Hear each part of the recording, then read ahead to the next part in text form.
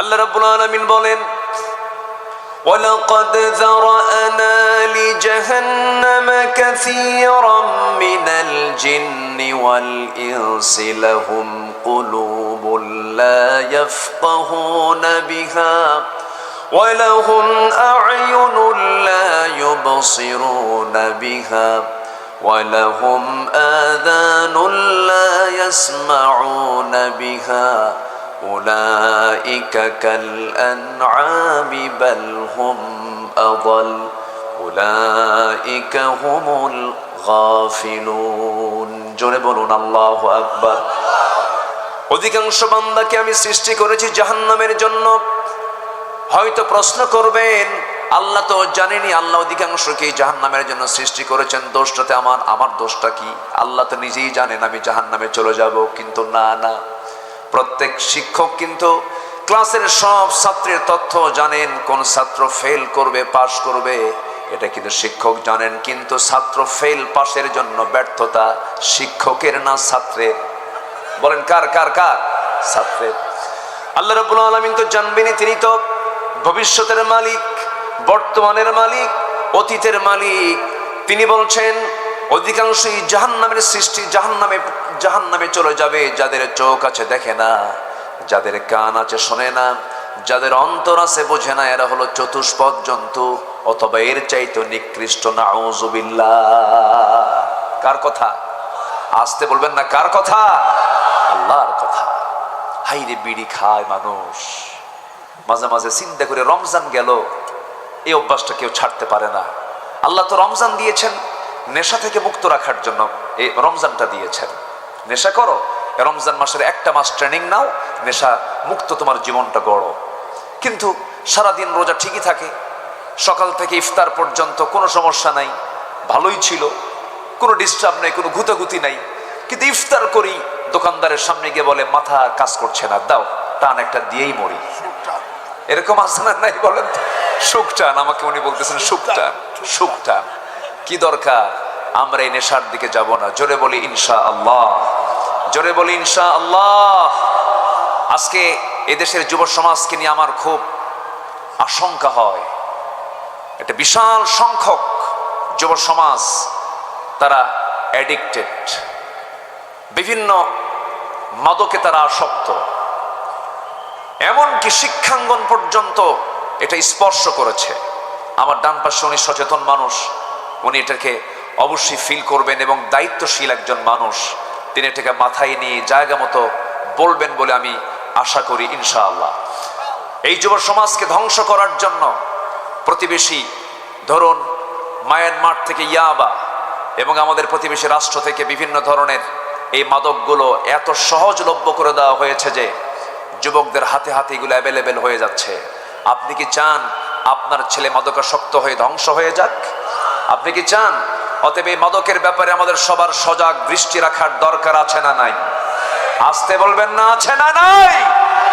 মাদক সহ ধরা পড়ে, থানার ওসি বলেন মাদক সহ মাল সহ ধরেছি স্যার। ওইদিকে কিছু কথিত নেতা আছে, নেতা নামের তারা কলঙ্ক, যখন বলে মাল সহ ধরেছি, মাল সহ ছাইরা দে। এরকম আছে না নাই? আপনি কি জানেন আপনার সন্তানটাও সেই মাদকের একজন সদস্য হতে পারে? নিজের পায়ে কুড়াল মারবেন না। আজকে যুব সমাজ ধ্বংসের দিকে চলে যাচ্ছে। সচেতন হতে হবে, সজাগ থাকতে হবে। যুবক, জীবন একটা, সাজিয়ে নিতে হবে তোমার জীবনটাকে। কোরআনের আয়নায় তোমার চক্ষুটা একটু রাখো। এই আয়নায় চোখ রাখলে তুমি জান্নাত জাহান্নাম দুনিয়াতে বসেই দেখতে পাবে। বিবাহ পূর্ব কোনো নোংরামিতে যেও না, এর মধ্যে কোনো পরিতৃপ্তি নেই, মূল মজা তুমি এখানে পাবা না। বিয়ে পরবর্তী জীবনের আনন্দ পেতে হলে বিয়ে পূর্ব কোনো অবৈধ রিলেশন করা যাবে? আসতে বলবেন না, যাবে। কিন্তু আজকে দুঃখজনক হলো সত্য, কিছু ধর্ষণের কথা আমাদের কানে আসে, ঠিক কিনা কন? আসতে কন কেন? এই যে ধর্ষণগুলো করা হচ্ছে, অপ্রীতিকর কিছু কিছু পরিবেশ তৈরি করা হচ্ছে, ক্ষমতার মিস ইউজও হচ্ছে এই জায়গায়। আমাদের সজাগ দৃষ্টি রাখতে হবে, আমাদের চোখ কান খোলা রাখতে হবে। যেখানে অন্যায় দেখব প্রতিরোধের প্রাচীর গড়ে তুলতে হবে। মুসলমান রাজি আছেন কারা কারা? হাত উঁচু করে দেখান।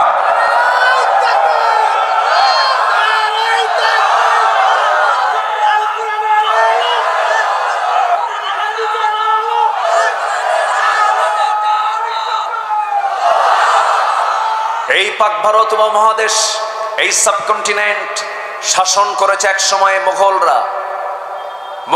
মুঘল বংশের যিনি মূল স্থপতি জহিরুদ্দিন মোহাম্মদ বাবর, তার ছেলে সম্রাট আকবর, হুমায়ুন, শাহজাহান, আওরঙ্গজেব, এরপরে বাদশাহ জাহাঙ্গীর, এই সমস্ত বাদশারা তারা বাদশাহী করেছে এই উপমহাদেশে। সেই কাবুলে তাদের বাড়ি ছিল। এর মধ্যে একজন বাদশার কথা মনে হলো, বাদশাহ জাহাঙ্গীর। সেই সময় তিনি এই উপমহাদেশের তিনি একজন বিশাল বড় একজন নেতা, তিনি রাজা, তিনি মোগল সম্রাট। তার দরবারে বসে আছেন এক হিন্দু মহিলা, বৃদ্ধা নারী। তার শরণাপন্ন হয়ে তার দরবারে গিয়ে বসে চোখের পানি ফেলে ফেলে কান্দে। বাদশাহ জাহাঙ্গীর বললেন, আপনি কান্দেন কেন? সমস্যা কি? উনি বললেন, জাহাপনা, আপনার রাজত্বের আমি একজন নাগরিক, আমার কি স্বাধীনতা নেই? কেন, কি হয়েছে মা বলুন? বলতেছে যে প্রত্যেক রাত্রিতে আমি আমার ছেলেকে বিয়ে করাইছি, নতুন বৌমা আমার ঘরে, মেয়েটা দেখতে সুন্দর, সুন্দরী বৌমা আমার। প্রায় একটা ছেলে আমার বৌমার ঘরে আসে, জোরপূর্বক ধর্ষণ করে চলে যায়, কিচ্ছু বলার সাহস পাই না। এটার একটা বিচার আপনার কাছে আমি চেয়ে গেলাম, আপনি এটার একটা সমাধান করবেন। বাদশাহ জাহাঙ্গীর মাথা নিচু করলেন আর মনে মনে ভাবলেন, আমার রাজত্বে এমন দুঃসাহস এটা আমার নিজের সন্তান ছাড়া কেউ করতে পারে না। উনি বিশাল টেনশনে পড়লেন, বিচার তো করতেই হবে। আল্লাহওয়ালা তো, বাদশাহ জাহাঙ্গীর আল্লাহওয়ালা ছিলেন। বললেন, বুড়িমা আপনি চলে যান, এটার ব্যাপারে আমি দেখছি। শুধু বলে যান যে কোন সময়টা আসে, টাইমিংটা কখন আমাকে বলবেন। বলে গেল। সেই টাইমে বাদশাহ জাহাঙ্গীর নিজেই তরবারি হাতে নিয়ে হাজির বাড়ির সামনে। সন্ধ্যা, সূর্য হেলে গেছে, অন্ধকার। বাদশাহ জাহাঙ্গীর বুড়িমাকে শুধু ইঙ্গিত করলেন, আমি ঘরের মধ্যে যখন ঢুকবো তখন ঘরের লাইটটা আপনি বন্ধ করে দিবেন। ঘরের লাইটটা বন্ধ করে দেওয়া হলো। ইতিহাস বলে বাদশাহ জাহাঙ্গীর করলেন কি, ভিতরে ঢুকেই ওই জেনাকার যুবকটাকে নিজের সন্তান মনে করলেন। নিজের সন্তান মনে করে চক্ষু বন্ধ করে তরবারিটা হাতের মধ্যে কোষমুক্ত করে গর্দান বরাবর হাঁকায় দিলেন। মস্তক ছিটকে পড়ে গেল। মস্তক ছিটকে পড়ে যাওয়ার পর তিনি আস্তে করে বললেন, বুড়িমা ঘরের বাতিটা জ্বালায় দেন। ঘরের বাতি জ্বালায় দেওয়া হলো। আলো যখন জ্বলে উঠলো, মাথা চেহারার দিকে যখন তিনি নজর দিলেন, সেই অপরাধীর তাকে দেখেন নিজের সন্তান নয়। বলে ফেললেন তিনি, আলহামদুলিল্লাহ, আল্লাহ শুকরিয়া আদায় করে আমার সন্তানই অপরাধে জড়িত নয়। এবার বললেন, বুড়িমা আপনি আমাকে এক গ্লাস পানি দিন। এক গ্লাস পানি তিনি পান করলেন এক ঢোকে, এবং তিনি বললেন, বুড়িমা গতকালকে আপনি যে সময় আমাকে অভিযোগ আকারে আমার দরবারে গিয়েছিলেন, দিয়েছেন অভিযোগ, সেই সময় থেকে নিয়ে এই সময় পর্যন্ত এক ফোঁটা পানি আমার পেটে আমি নেই নাই। এরপরে করলেন কি, মাথার রাজ মুকুটটা ওই মহিলার সামনে, বৃদ্ধার সামনে রেখে দিয়া বললেন, ও বুড়িমা, এই জামা রাজার রাজ মুকুট আপনার পায়ের নিচে রেখে দিলাম। আল্লাহর কসম করে বলি, একজন নারীর ইজ্জতের দাম এই রাজত্বে এই রাজার মুকুটের চাইতেও হাজার হাজার গুণে বেশি। আল্লাহু আকবার বলেন। এই সাবকন্টিনেন্ট শাসন করেছেন, এমন কিছু শাসকও ছিলেন তারা। আমরা এমন কিছু পরিবেশ আমরা দেখতে চাই, জোরে বলি ইনশাআল্লাহ। আমরা মাদক মুক্ত, নেশা মুক্ত, এরপর জেনা মুক্ত, এমন একটা সুন্দর সমাজ, একটা নিরিবিলি নিশ্চয়তা পাওয়া যায়, এমন একটা সমাজ আমরা দেখতে চাই না ইনশাআল্লাহ? আল্লাহ কবুল করুন, জোরে বলি আমিন। আরো জোরে বলি আমিন। তাহলেই তো আমরা জান্নাত পেতে পারি। কারো হক নষ্ট করে কি জান্নাত পাওয়া যাবে ভাই? জান্নাত পেতে হলে একটা আমল লাগবে, একটা গুণ লাগবে। আমি যেখান থেকে আমি আলোচনা করতে চাচ্ছি সে আয়াতের দিকে আমি যাচ্ছি আস্তে আস্তে, যেখান থেকে আমি তেলাওয়াত দিয়ে শুরু করেছি।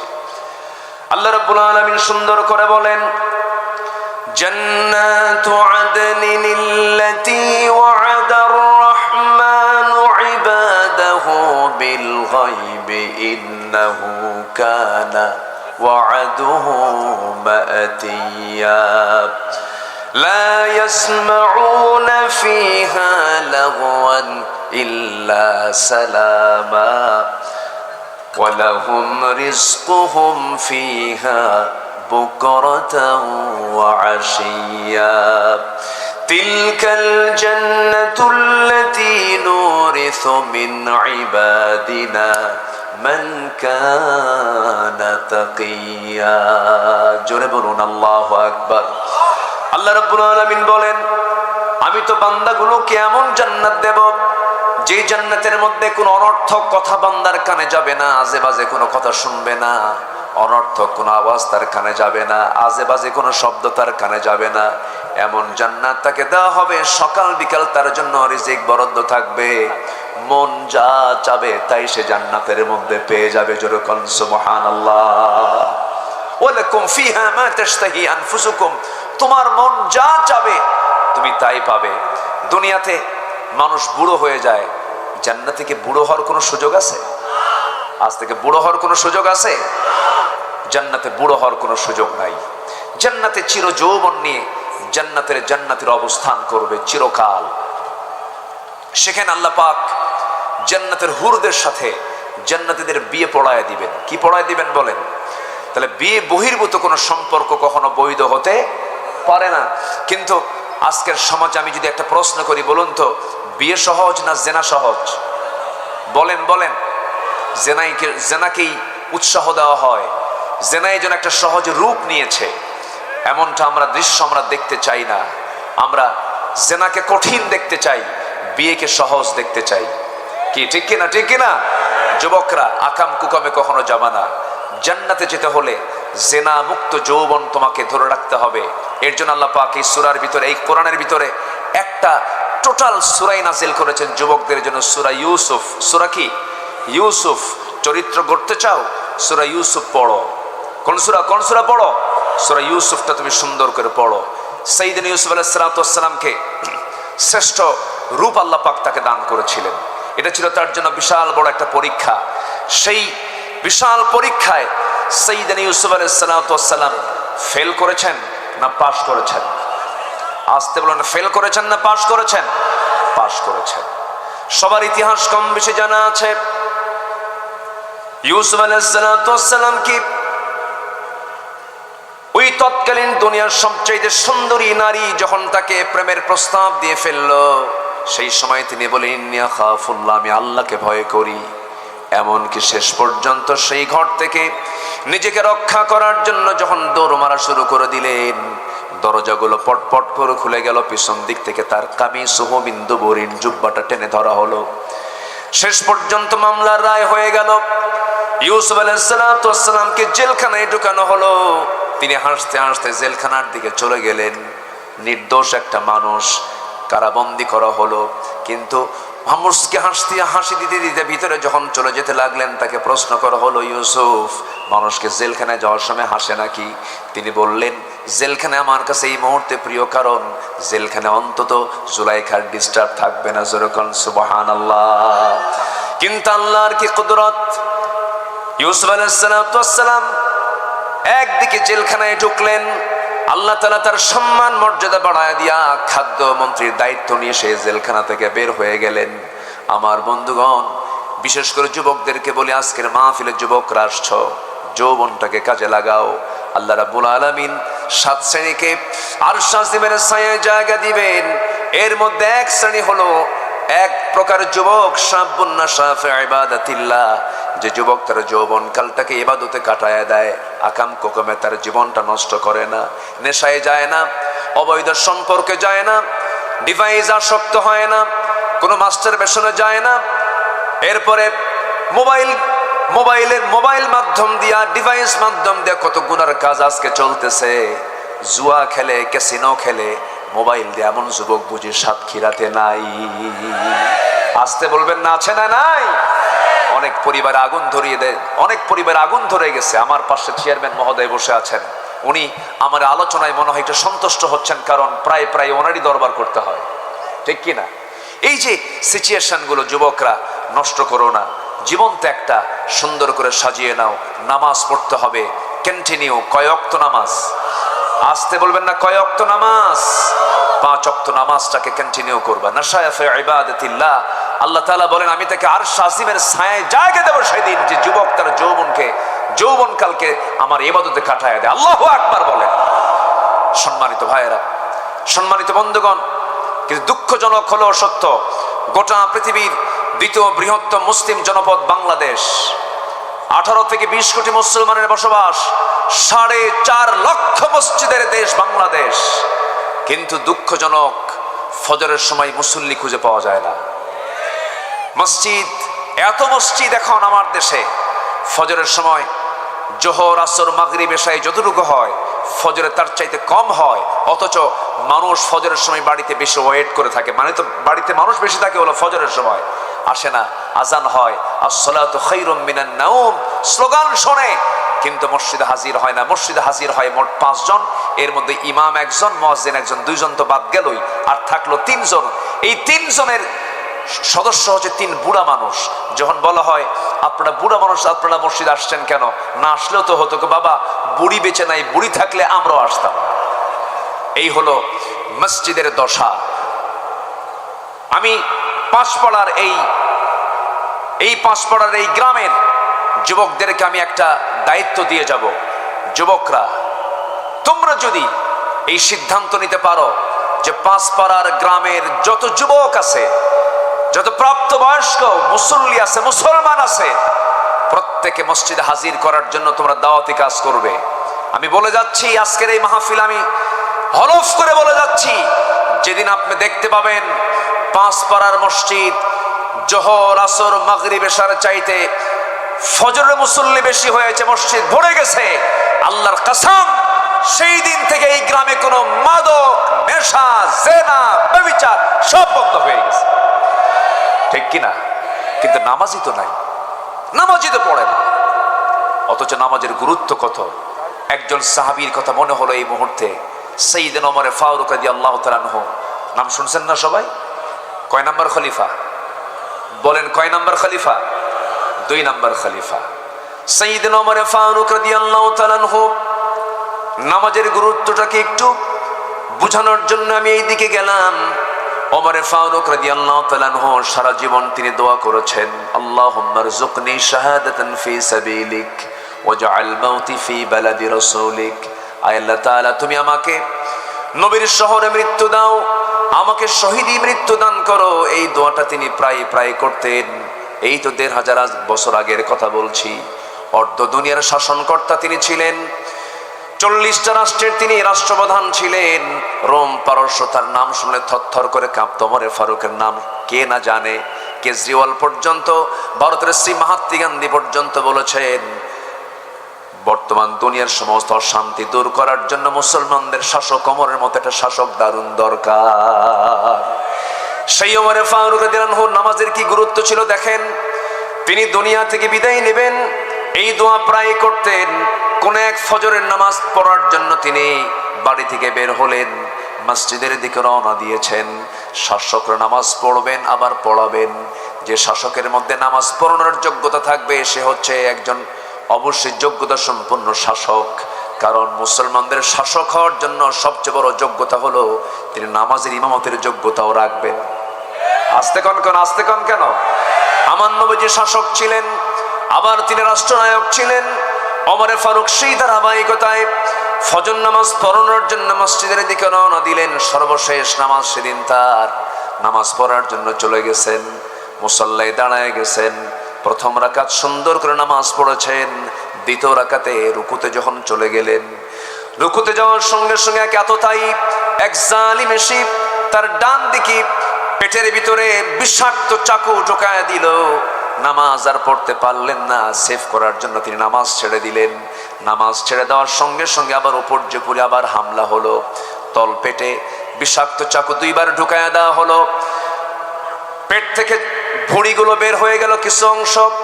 ওই ওমরে ফারুক রাদিয়াল্লাহু আনহু সেন্সলেস হয়ে জমিনে পড়ে গেলেন। মাথা উঁচু করে আর দাঁড়াতে পারলেন না, সেন্সলেস হয়ে পড়ে আছেন। কয়েক ঘন্টা চলে গেল।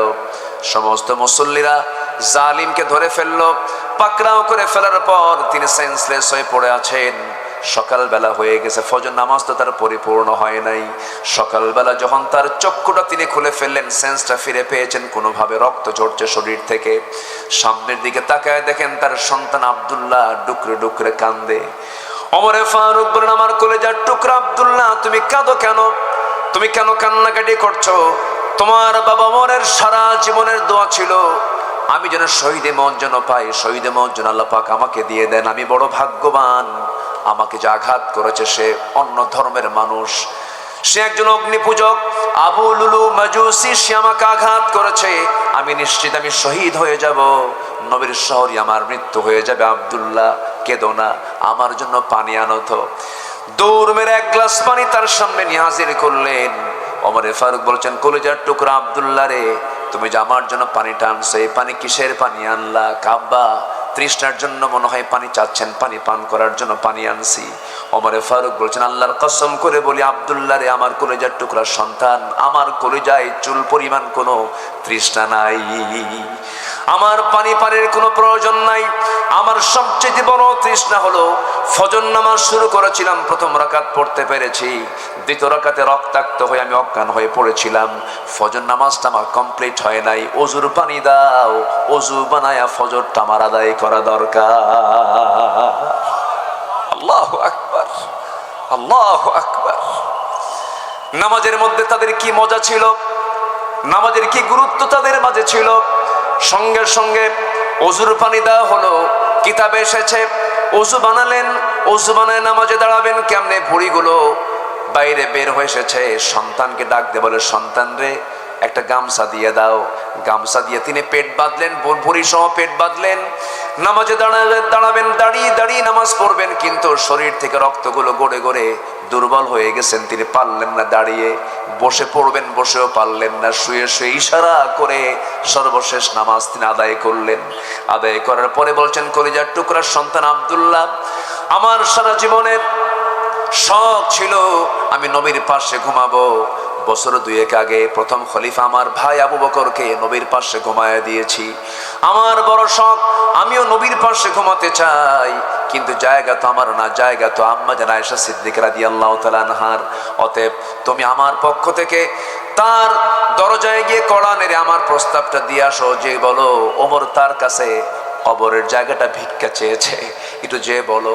যে যখন তার সামনে যখন এমন আবদার করা হলো, আম্মা জান আয়েশা কাঁদতে কাঁদতে বলছেন, আহারে জগৎধন্য একজন খলিফা, অর্ধ জাহানের একজন খলিফা, ওমরের মতো মানুষ আমার কাছে একটা সামান্য জায়গার আবদার করেছে, আমি আয়েশা আমার কবরের জায়গা অংশটুকু আমি ওমরে ফারুকরে দান করে দিলাম।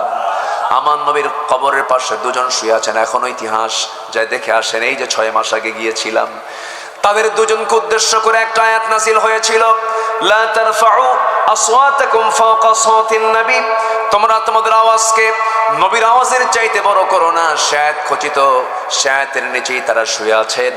আমার নবীর কবরের সাথে সাথেই তাদেরকে দাফন করা হয়েছে। আমার বন্ধুগণ, ওমর ফারুক রাদিয়াল্লাহু তাআলা আনহু রাসূলকে খুব মহব্বত করতেন, খুব ভালোবাসতেন।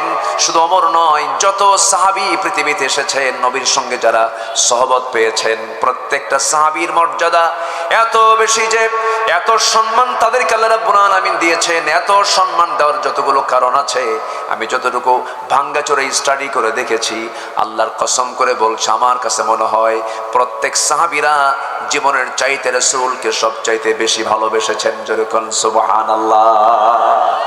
আমার ভাইরা, আমার বন্ধুগণ, রাসূলকে কি পরিমাণ ভালোবেসেছেন তারা, তাদের প্রত্যেকের জীবন থেকে যদি আপনি একটু জানতে যান, বহু ইতিহাস পেয়ে যাবেন। আমার বন্ধুগণ, আমি যে আয়াতটি তেলাওয়াত দিয়ে শুরু করেছিলাম, একটা আমল করলে পরে বান্দাকে জান্নাত দেওয়া হবে। কয়টা আমল করলে পরে বলেন? একটা আমল করলে পরে বান্দাকে জান্নাত দেওয়া হবে। সে একটা আমল হলো, সে একটা গুণ প্রত্যেক বান্দার মধ্যে থাকে। থাকতে হবে, সেটা হলো মান কানা তাকিয়া, যে বান্দা মুত্তাকি হবে, যে বান্দা খোদাভীরু হবে, যে বান্দা কাউকে না ভয় করে একমাত্র কেবলমাত্র শুধুমাত্র যাকে ভয় করবে তিনি আমার, চিল্লায় বলুন কে? জোরে বলেন তিনি আমার কে? আল্লাহকে ভয় করতে হবে। আল্লাহকে যদি ভয় করতে পারি তাহলে আমি সেই লোভনীয়, সেই কামনীয়, সেই প্রত্যাশিত, একটা অকল্পনীয় জান্নাত আমরা পাবো। জোরে বলি ইনশাআল্লাহ। কিন্তু আমি যে আল্লাহকে ভয় করি এটার সিমটমটা কি? আমি যে মুত্তাকি পরহেজগার, এটার কিছু সিমটম আল্লাহ পাক কোরআনের বিভিন্ন জায়গায় তুলে ধরেছেন। 12টি পয়েন্টে আমি একটু বলতে চাচ্ছি। এবং আল্লাহ তাআলা সূরা কোরআন শুরু করেছেন মুত্তাকিদের গুণ দিয়ে। যারা পারেন আমার সঙ্গে ঠোঁট মিলিয়ে একটু বলবেন। সাতক্ষীরা মানুষ তো কোরআন হাদিসের সম্পর্কে তাদের নলেজ অন্য জেলার চাইতে একটু কম না বেশি? আস্তে আস্তে কয়, বলে একটু কম না বেশি? বলেন বেশি। মাশাআল্লাহ, অনেক বেশি, অনেক জেলার চাইতে ভালো। না, নোয়াখালী তো আছে, নোয়াখালী তো ফার্স্ট। নোয়াখালীতে তো আলেমের ডিপো, এটা ঠিক আছে। নোয়াখালীতে ভালো লোকও আছে, আবার দুই একটা আবু জেহেলও আছে নাকি? দুই একটা আবু জেহেলও আছে। কারণ মুহাম্মদ সাল্লাল্লাহু আলাইহি ওয়াসাল্লাম যেখানে, আবু জেহেলও সেখানে। তবে ইলমের দিক থেকে নোয়াখালী, এটা সত্য, আমার হাবিব ভাইয়ের গবেষণা এটা ঠিক আছে। তবে দ্বীনের আমলের দিক থেকে, দ্বীনের কালচারের দিক থেকে সাতক্ষীরা কিন্তু পিছিয়ে নয়। বলি আলহামদুলিল্লাহ, জোরে বলি আলহামদুলিল্লাহ। সম্মানিত ভাইয়েরা, তাহলে মুত্তাকি, আমি যে মুত্তাকি আমি বুঝবো কেমনে? যেরকম সিমটমটা, ধরেন আপনি একটা ঘরের মধ্যে ঢুকেছেন, কিন্তু ঘরের মধ্যে ঢুকে দেখলেন এখানে গোবর, এখানে গোবর, এখানে গোবর, এখানে গোবর। আপনি ভাববেন কি এটা কি মানুষের ঘর না গরুর ঘর? বলেন বলেন কিসের ঘর? আপনি কোথাও ধোঁয়া উঠতে দেখতেছেন, ধোঁয়া যদি দেখেন তখন আপনি ভাববেন কি এর নিচে কি আছে? বলেন বলেন কি আছে? আগুন আছে। তো আমি যে মুমিন, আমি যে মুত্তাকি, আমি যে খোদাভীরু, আমি যে আল্লাহওয়ালা, এর কিছু সিমটম আমার আপনার মধ্যে থাকতে হবে। সেই সিমটম গুলো কি কি থাকা দরকার? আল্লাহ তাআলা কোরআনে কারীমের বিভিন্ন পাতায় পাতায় বিভিন্ন ভাবে বলেছেন। এর মধ্যে 1 নম্বর হলো অদৃশ্যে আমরা আল্লাহকে ভয় করব। আমরা আল্লাহকে ভয় করি দেখে না না দেখে? আসতে বলবেন না, দেখে না না দেখে? না দেখে। পৃথিবীতে সব দেখি আমরা বিশ্বাস করি অথবা ভয় করি, যেটাই করি। কিন্তু আমার আল্লাহ, আমার রব, আমি তাকে ভয় করি হলো দেখে না না দেখে? বলেন দেখে না না দেখে? অনেকে বলে যা দেখি না বিশ্বাস করি না, আনসিন ইজ নাথিং। এরকম চেতনার লোক আমার দেশে আছে না নাই? এই বিভাগেও আছে।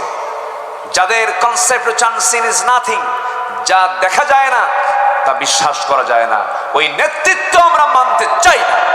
ঠিক কিনা? অবশ্যই আল্লাহকে না দেখে বিশ্বাস করতে হবে।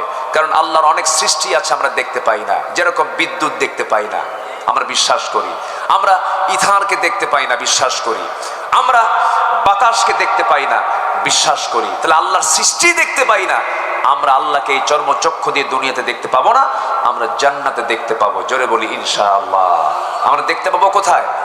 জান্নাতে দেখতে পাবো। সম্মানিত ভাইয়েরা, আল্লাহকে না দেখে ভয় করতে হবে। একজন ইমামের কথা মনে হলো, ইমাম শাফি। ইমাম মোট 4 জন। বলেন তো কয়জন বড় ইমাম? 4 জনের মধ্যে ইমাম শাফি একজন ইমাম। উনি যখন 7 বছরের ছোট্ট শিশু, শিক্ষার্থী, মাদ্রাসায় পড়াশোনা করেন, ওস্তাদ ক্লাসের মধ্যে ঢুকে 2 হাত ভর্তি খোরমা নিয়ে ঢুকলেন। সব ছাত্রের হাতে একটা করে খোরমা দিলেন। খোরমা দিয়ে বললেন, ছাত্ররা শোনো, এই খোরমাগুলো তোমাদের হাতে হাতে দিলাম, আগামীকালকে তোমাদের কাছে এসে খোঁজ নেব খোরমাগুলো কি করেছো। আমি তোমাদেরকে দায়িত্ব দিলাম, খোরমাগুলো এমন জায়গায় লুকায় রাখবে যেন কোথাও থেকে সহজে না বের হয়। এমন ভাবে লুকায় রাখবা তোমরা যেন না বের করা যায়। আচ্ছা ওস্তাদ, আমরা এই কাজটা করব। সবাইকে দায়িত্ব দিয়ে পরের দিন আবার চলে আসলেন ক্লাস নেওয়ার জন্য। ওস্তাদ বললেন, কে কে লুকায় রেখেছে? সবাই হাত তুলেছে, কিন্তু একজন ছোট্ট শিক্ষার্থী হাত তুলে নাই। তার নাম হইল ইমাম শাফি রাহিমাহুল্লাহ। হাত তুললেন না তিনি। এবার বলছেন, শাফি তুমি হাত তুললে না কেন? তুমি কি খোরমাটা লুকায় রাখো নাই? ইমাম শাফি বলছেন, ওস্তাদ আল্লাহর কসম করে বলি, আপনি আমাকে দায়িত্ব দিয়েছেন, আমি আপনাকে অবহেলা করি নাই। কিন্তু আমি খোরমাটা রাখার জন্য, লুকায় রাখার জন্য পৃথিবীর এমন কোনো জায়গা নাই যে জায়গাটা পাবো যে জায়গায় আমার আল্লাহ দেখেন না, আমার আল্লাহ জানেন না, আমার আল্লাহর কাছে কোনো গোপন নাই, প্রকাশনের সব জায়গায় তিনি দেখেন।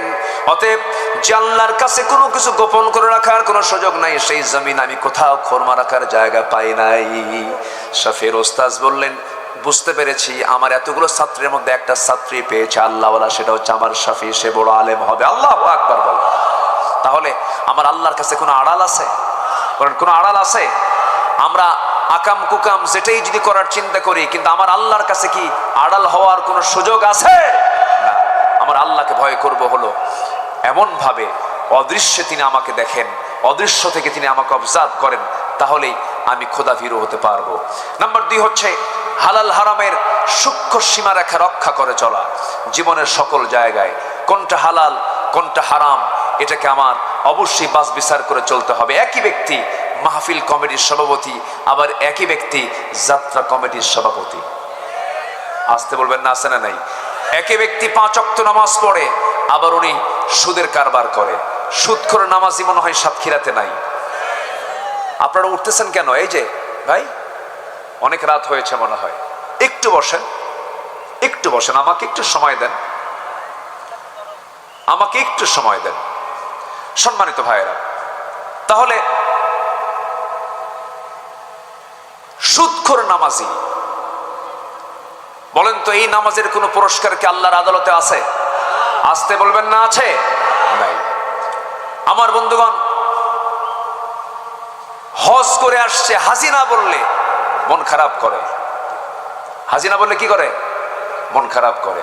কিন্তু উনি সুদ খান, ওনার নামের আগে সুদখোর অমুক লিখতে সমস্যা কোথায়? কিন্তু উনি জানেন যে সুদ খাওয়া অপরাধ, সুদখোর এটা কোনো গুণ নয়, এরপর তিনি সুদের কারবার করেন।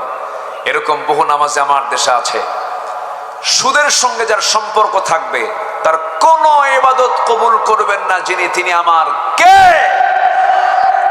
কিন্তু সুদের সঙ্গে আমরা যদি ডিরেক্ট, অনেকে সুদ নাও খাই, প্রত্যক্ষ এবং পরোক্ষভাবে সুদের সঙ্গে সম্পৃক্ততা সবার আছে না নাই? আসতে বলবেন না, আছে না নাই? আছে। তাহলে সুদ এটা 1000 বছর ওয়াজ করে বন্ধ হবে না। জেনা 1000 বছর বন্ধ করে ওয়াজ বন্ধ, জেনা বন্ধ হবে না, সুদ বন্ধ হবে না, মদের দোকান 1000 বছর ওয়াজ করে বন্ধ হবে না।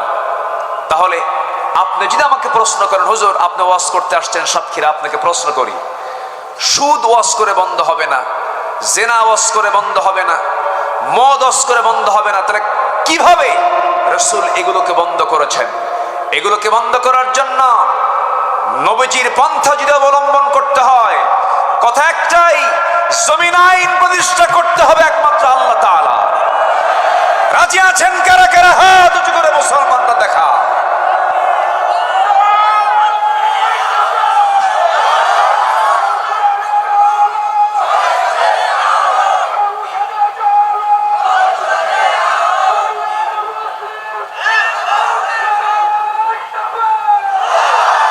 আল্লাহ কবুল করুন, জোরে বলে আমিন।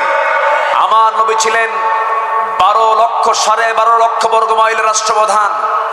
রাসূলকে শুধু ইমাম রাসূল মানবেন, রাসূলকে শুধু সুন্নতে মানবেন, দাড়িতে মানবেন, টুপিতে মানবেন, জুব্বায় মানবেন, রাষ্ট্রনীতিতে রাসূলকে মানবেন না, আপনি উম্মত হতে পারেন না, আপনি ভণ্ড, আপনি প্রতারক। রাসূলকে মানতে হবে এক জায়গায় না সব জায়গায়? আসতে বলবেন না, এক জায়গায় না সব জায়গায়? সব জায়গায় মানতে হবে। তাহলে হালাল এবং হারামকে স্পষ্ট জেনে হারামকে বর্জন করা, হালালকে গ্রহণ করা হচ্ছে একজন পরহেজগার বান্দার, মুত্তাকি বান্দার একটা অন্যতম গুণ। আল্লাহ আমল করার তৌফিক দান করুন, জোরে বলি আমিন। নাম্বার 3 হচ্ছে জীবনের সকল জায়গায় আমরা মিথ্যার আশ্রয় নেব না সত্য।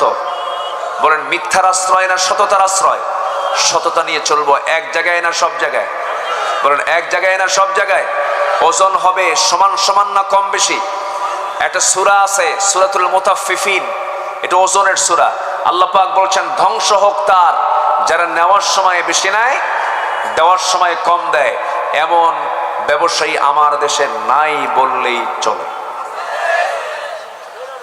আসতে কোন কেন? আছে না নাই? আছে না নাই? আল্লাহ তাআলা একটা সূরা নাযিল করেছে। আমার বন্ধুগণ, ওজনে কম দেওয়া যাবে না। ওজন যার সঠিক হবে আল্লাহ তাআলা তার জন্য জান্নাতটা সঠিক রেখে দেবেন। ওজন কম বেশি করা যাবে না, বনের সম্পত্তি নষ্ট করা যাবে না, হক নষ্ট করা যাবে না, এতিমের মাল মেরে খাওয়া যাবে না, বান্দার হক নষ্ট করা যাবে না। হক নষ্ট করলে পরে জান্নাতটা আপনার বাজেয়াপ্ত হয়ে যাবে। আমার বন্ধুগণ, আল্লাহ রাব্বুল আলামিন এর জন্য সুন্দর করে বলছেন, ওয়াকিমুল ওয়াজনা বিল কিসতি ওয়ালা তুখসিরুল মিজান।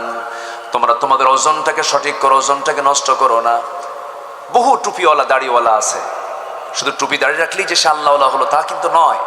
আমি আবার এটাকে আবার হেও করছি তাও নয়, এটারও প্রয়োজন আছে, কিন্তু অনেক টুপিওয়ালা দাড়িওয়ালা। আমি বহুদিন আগে, বছর 15 আগে কোন এক মাছের বাজারে গেলাম মাছ কিনতে গেছি। আমি আমাকে দেখি এক মাছ বিক্রেতা, দেখি দূর থেকে লম্বা একখান সালাম দেবে, হুজুর আপনি ভালো আছেন, সালাম দিচ্ছে আমাকে। আমি বললাম, ভাই আমি তো একটু মাছ কিনতে আসছি। হুজুর আমি আপনার খুব ভক্ত, আপনার ওয়াজ শুনি। তো বললাম ঠিক আছে, আলহামদুলিল্লাহ আপনি আমাকে চিনেন, তো কিছু মাছ কিনতে হবে আমার। তো আগের এই 15 বছর আগে তো তখন আর ডিজিটাল এই মিটার ছিল না, তখন তারা ওই যে বাটখারায় মেপে দিত, দাড়ি পাল্লাই মাপতো, পাল্লাই মাপতো। তো ওই বাটখার বামে রেখে মাছ আরেক সাইডে তুলে আমাকে মাপ দিতে নিয়ে দেখি মাছের সাইডটা এত ভারী করে দিল, হেলে দিল যে মানে কোনো মাপই হলো না। তো বললাম, ভাই আপনি আমাকে এত বেশি করে দিচ্ছেন কেন?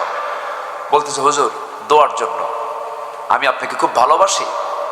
বললাম যে আপনি তো ঠকে যাচ্ছেন, আপনার তো লস হয়ে যাচ্ছে। কেন হুজুর আপনি দোয়া করবেন আমার জন্য? আমি কিচ্ছু বললাম না। মাছটা নিয়ে পরে ভাবলাম যে বেচারি আমাকে এত বেশি দিল, এটা কেন বেশি দিল? দেখি আমি একটু অন্য জায়গায় গিয়ে আবার ওজন করে দেখি 250 গ্রাম নাই। কত গ্রাম? 250 গ্রাম নাই। কিন্তু তখন দেখি যে ওনার মাথায় টুপিও আছে, মুখে দাড়িও আছে। তো আমি 250 গ্রাম নাই যখন দেখলাম, তখন ভাবলাম যদি হেলেই যদি এই হয় আর সমান সমান তাহলে কি হতো? সম্মানিত ভাইয়েরা, তাকওয়া কিন্তু বাহ্যিক নয়, আত্তাকওয়া হা হুনা। আল্লাহর ভয়, তাকওয়া, পরহেজগারিতা হা হুনা। রাসূল দেখা দিলেন এই জায়গায়, এই জায়গায়, ভিতরে ভিতরে। এটাকে ঠিক করব আমরা, জোরে বলি ইনশাআল্লাহ। মিথ্যার আশ্রয় নেব না। রাজি আছেন না ইনশাআল্লাহ? মিথ্যা কথা বলবো না। আমার বন্ধুগণ, তাহলে কি হবে? আল্লাহ রাব্বুল আলামিন বলেন, ইয়া আইয়ুহাল্লাযীনা আমানু তাকুল্লাহা ওয়া কুলু কাওলান সাদীদা ইউসলিহ লাক। জোরে বলুন আল্লাহু আকবার।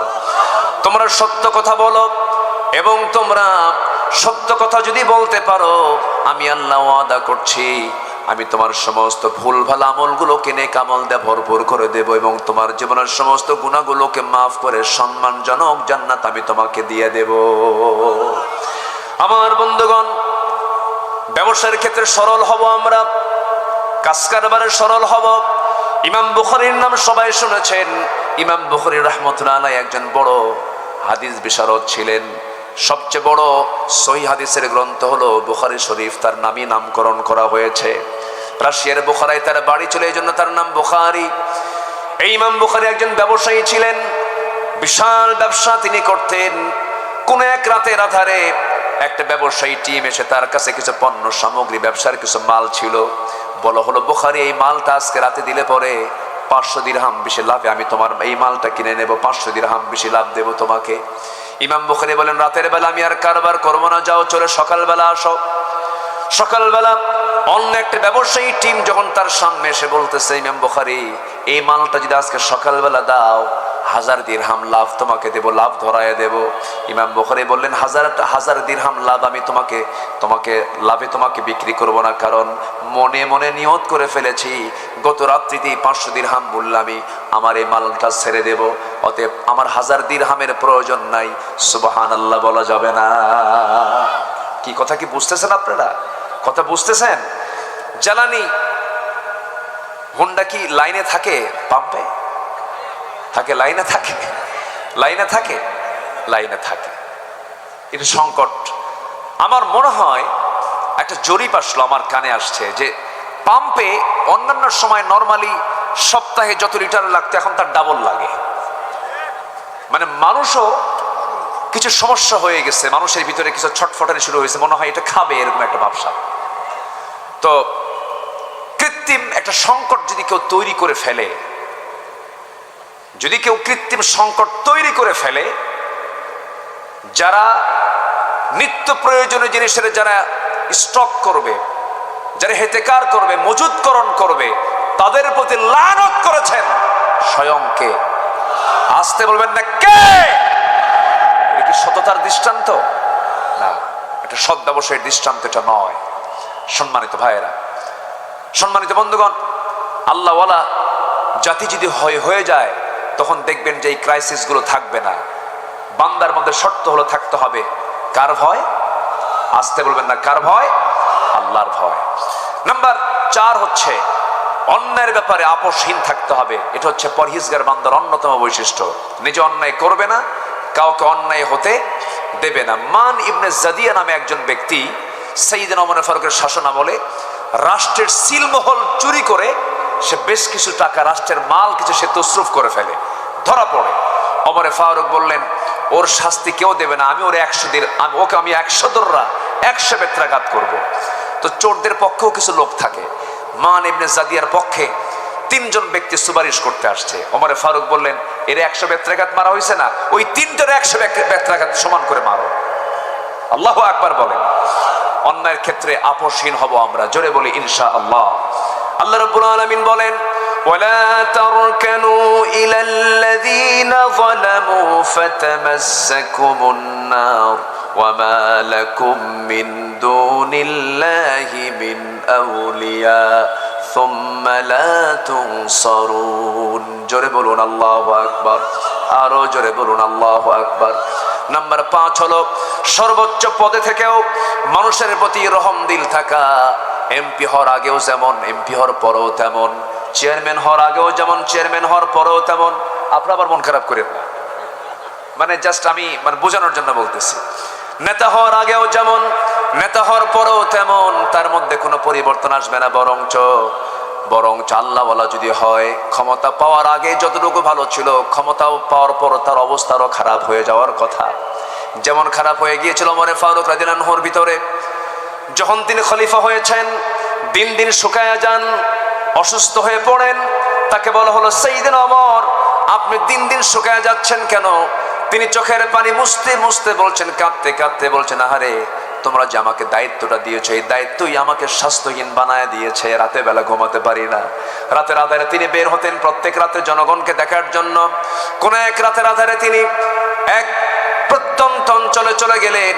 এক বৃদ্ধা নারীকে একটা কুটির ঘরে দেখতে পেলেন। তার সামনে গিয়ে দাঁড়িয়ে বলছেন, মা কেমন আছেন? ভালো নাই কেন?